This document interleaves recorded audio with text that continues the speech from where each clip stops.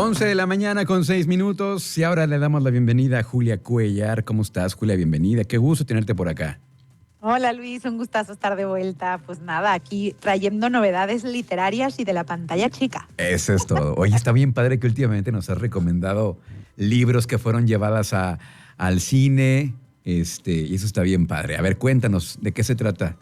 Pues mira, primero vamos a platicar de un libro que se llama La niña gorda y otros relatos inquietantes. Y es de una autora alemana que se llama María Louise Kaschnitz. Y esta autora es de principios del siglo XX.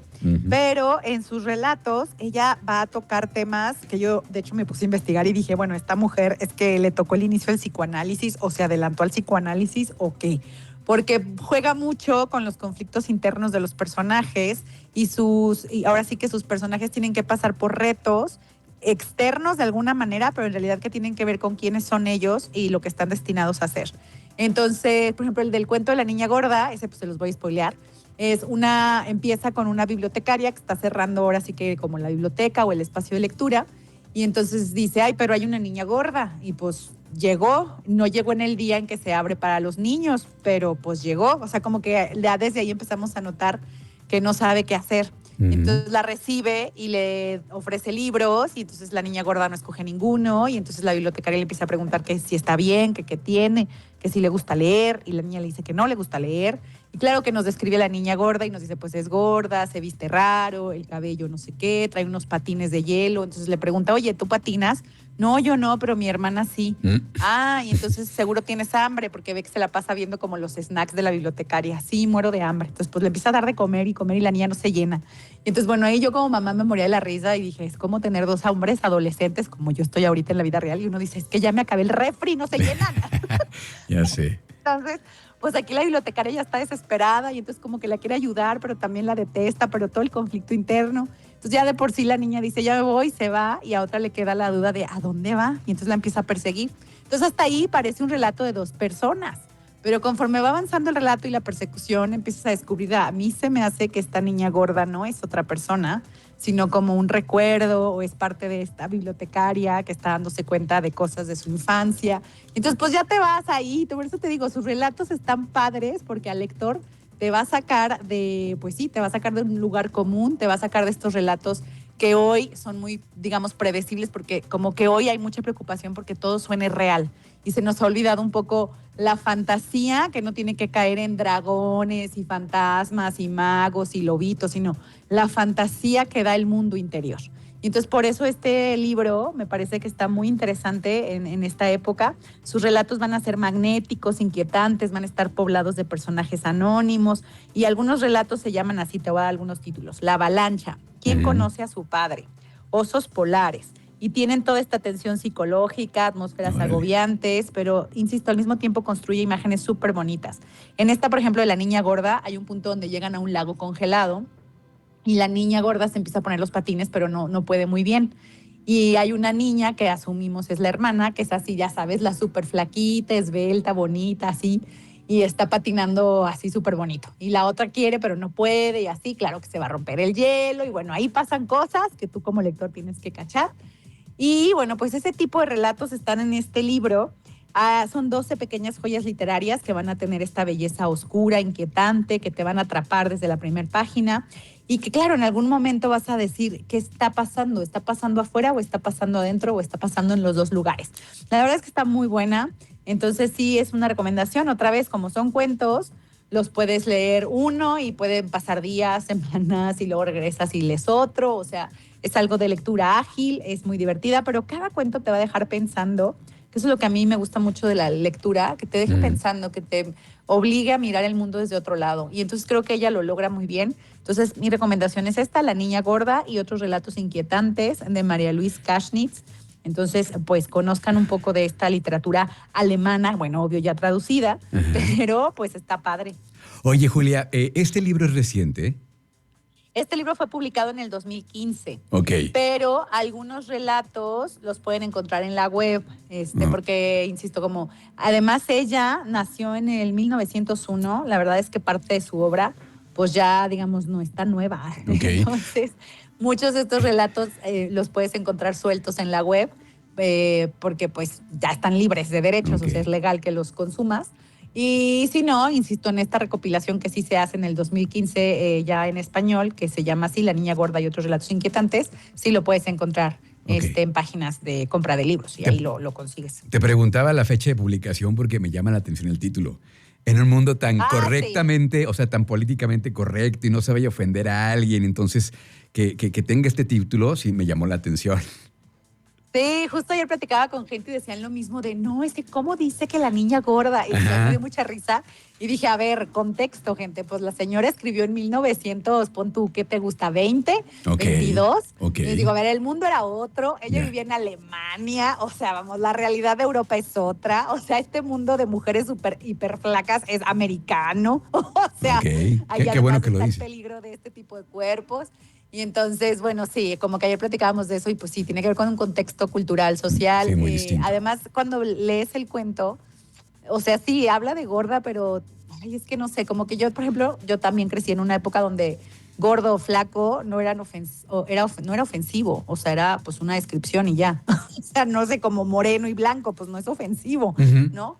Pero bueno, sí entiendo que ya en nuestro mundo 2026, bueno, hay palabras que ya no se pueden decir por la carga que cada quien le da, que ahí digo, híjole, si es la palabra o lo que socialmente construimos alrededor de esa palabra. Bueno, Entonces, pues sí, ahí ya cada quien. Pero no, el título aquí es así, insisto, porque finalmente son relatos que fueron escritos, uno en alemán y dos, pues al principio del siglo XX, o ujú. sea, vámonos hasta 1900. Ok, bueno, qué bueno que lo aclaramos. Sí, Oye, sí, bueno, pues sí. la Digo, otra podemos poner recomendación. eufemismos y decir la niña que no estalla doble cero, pero Ajá, es que es sí, lo ya no se mismo. puede. O sea, ya hay que ser muy, muy cuidadosos con las palabras porque, Sí, no, bueno. no, lo entiendo, lo entiendo. Pero, insisto, creo que justo por eso deberían de leerlo, para que vean que es que de verdad la historia no está ahí, está en lo que significa este reto interior de este personaje. Bien. Entonces, por eso creo que en esta época donde todo nos da miedo, donde sí ya muchos escritores que están de moda cuidan mucho así y ya no nos metemos a profundidades, híjole, como que a veces sí uno necesita estos respiros de otros siglos Ujú. donde las cosas se decían, donde las cosas se analizaban, donde había un trasfondo de por qué. Y bueno, no sé, ya es porque soy una lectora vieja, pero así funciona. Y hablando así otra vez de cosas como de otro siglo, de otro momento, de cómo la humanidad es y siempre ha sido igual, pero era diferente. Vamos a hablar de un libro que se llama Tokyo Vice y que este libro de Tokyo Vice, un reportero estadounidense en Japón, depende ahí como el subtítulo, cada editorial se lo cambia, pero lo que sí no cambia es el Tokyo Vice. Entonces Tokyo Vice es un libro que sí está basado en hechos reales, porque cuando te lo cuentan uno dice, no, qué maravillosa ficción, pero no, resulta que está basado en hechos reales y fue escrito por un periodista estadounidense que se llama Jake Aldenstein. Y él va a presentar su memoria de no ficción que detalla sus experiencias trabajando en el departamento de policía y también en un periódico que se llama Yomiuri Shimbun, que es uno de los periódicos más importantes en Japón y donde se convierte en el primer extranjero en esa posición. De hecho, hasta la fecha es el primer extranjero que trabaja en ese periódico y el único extranjero que ha trabajado en ese periódico. O sea, como que él entró y nadie más volvió a entrar. Entonces, este libro te va a contar las aventuras de este reportero, primero pues entrando a la cultura japonesa, él siendo un estadounidense, pero no creas que un estadounidense de las costas, es decir, no de ciudades grandes, cosmopolitas, acá chidas, no, o sea, él viene del corazón centro rural de Estados Unidos, donde hay vacas y mucho campo. Entonces, él viene de ahí, de Missouri, Ok. y entonces, pues pues sí, lo que sería un pueblito, pero gringo, pero un pueblito, pues de ahí él se va a Japón, a Tokio. Y esto igual, pues no pasa aquí, pasa en los 90s. Entonces, pues imagínate el cambio de ese mundo rural a una ciudad cosmopolita como Tokio en ese momento. Pues para él era otro universo, era ir a otro planeta. Y bueno, él obvio tuvo que aprender todo el japonés, todo el lenguaje, porque para entrar a ese periódico que es tan importante, es que esto es contexto porque aquí en México pues no funciona así, pero allá para que entres a trabajar como reportero hacen un examen al año y solamente quien obtiene las mejores calificaciones es candidato, o sea, ni No, siquiera entran, es candidato. claro. Y luego de esos mejores candidatos ya al consejo de ese periódico decide a cuántos admite y a veces nada más admiten a uno. Entonces él tenía que superar a todos los japonesitos, que como sabemos es una cultura de mucho esfuerzo, que creen mucho en el talento y así, entonces que ahí sí están al máximo. Entonces pues además de todo tenía que vencer a todos ellos para quedar. Pues queda el muchacho. Pero lo interesante también es que él va a tener este doble rol de ser periodista y por circunstancias de la vida que tendrán que leer el libro o ver la serie porque está en HBO, va a quedar involucrado con los yakuzas. Los yakuzas son como la mafia, ¿no? Sí. Como la mafia o los malos japoneses. Entonces, pues él va a envolverse ahí con los yakuza y este relato que hace ya en el libro de Tokyo Vice, pues obvio, es muchos años después de eso que vivió cuando él tenía 24 años, o sea, era un bebé, la verdad. Pero él empieza su carrera de periodista allá a los 24 años. Entonces, alrededor de todo este tiempo que estuvo él metido en Japón y en este cruce entre policías y yakuzas, o sea, una posición bastante interesante como extranjero, después hace estas memorias que se llaman Tokyo Vice. Y bueno, pues él va a contarnos todo este relato del bajo mundo, de lo que pasa en la capital, de los vicios, de la decadencia, cómo se va a convertir en este interlocutor entre esta organización criminal y la policía, o qué es lo que va a estar contando para uno o para otro, como si fuera un doble agente, pero pues en su condición de periodista. Entonces está muy divertido, la verdad es que está divertido por interesante, no porque sea de jajaja risa, sino pero sí te da una perspectiva muy diferente de Japón, ¿no? Al menos en esa época, en los 90s, y también otra cosa es de esos libros y de esas series que te hablan del periodismo, sí, todavía en una época donde jugábamos a decir que el periodismo era, ahora sí que el cuarto poder. ¿Te acuerdas de ese momento histórico donde decíamos, no, es que el periodismo es el cuarto poder, el periodismo puede derrocar gobiernos, el periodismo? Pues es de esa época que ya hoy vemos bastante romántica y que hoy decimos, bueno, eso ya pasó, ya fue, dejémoslo como cuento para adultos. Sí, ahora cualquiera se considera periodista, ¿no? Con un teléfono. Ahora cualquiera se considera periodista, ahora incluso los medios, algunos que sobreviven están más comprados que nada, o sea, es como, mijo, o sea, ya, estos relatos de ese tipo de periodismo quedan solo en películas, series y libros y es como una nostalgia noventera, ochentera, setentera y más para atrás, ¿no? O sea, también creo que el periodismo tuvo su época, también creo que hubo un momento en que la humanidad confió en esa herramienta o ese modo de comunicación como algo que nos iba a liberar, que iba a buscar la democracia, ya sabes, todo lo que apostaba el periodismo. Y bueno, hoy ya también se nos ha caído esa venda de los ojos y decimos, bueno, ya sigamos adelante. Mira, a propósito de lo que estás contando, estoy viendo que la serie se estrenó hace exactamente 4 años, en 2022, el 7 de abril, o sea, ayer hizo 4 años que se estrenó. Tokyo Vice. Pues ahí está, ya ven. Es que la serie está muy buena, la producción es 10 de 10. Ok. Bueno, entonces, véanla o lean el libro, que yo les diría, lean el libro porque sí está chonchito.